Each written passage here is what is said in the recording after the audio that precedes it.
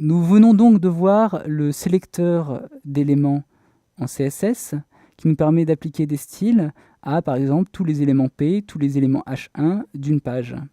Ce sélecteur est très puissant, mais justement peut-être trop puissant, son champ d'application est peut-être trop large, et parfois nous aurons besoin de donner un style à un élément précis ou à une série d'éléments dans une page.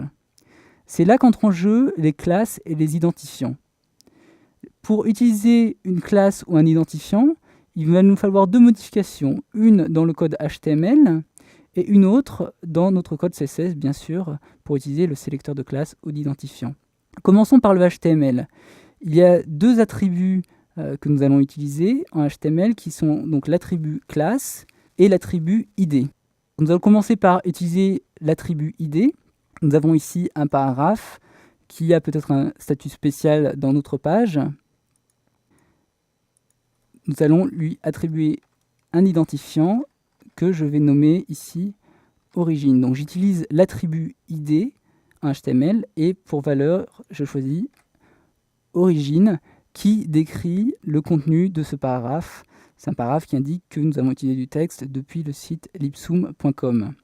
Maintenant que cet identifiant est créé, je vais pouvoir viser de manière précise mon élément depuis mon code CSS et je vais utiliser pour cela le sélecteur d'identifiant.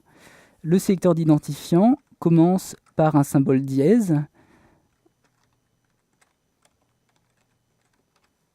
suivi directement du nom de l'identifiant, c'est-à-dire la valeur de l'attribut ID.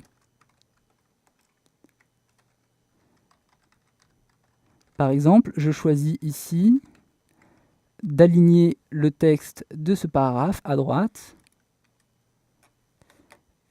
Et j'ai donc bien tout mon texte en rouge, c'est les styles que nous avions ici, et ce paragraphe est lui seul aligné à droite.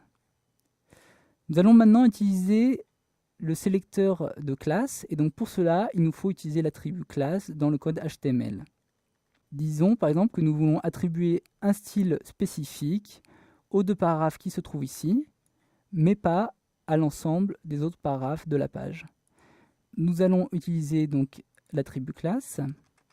Attention, il n'y a pas de E, il s'agit de classe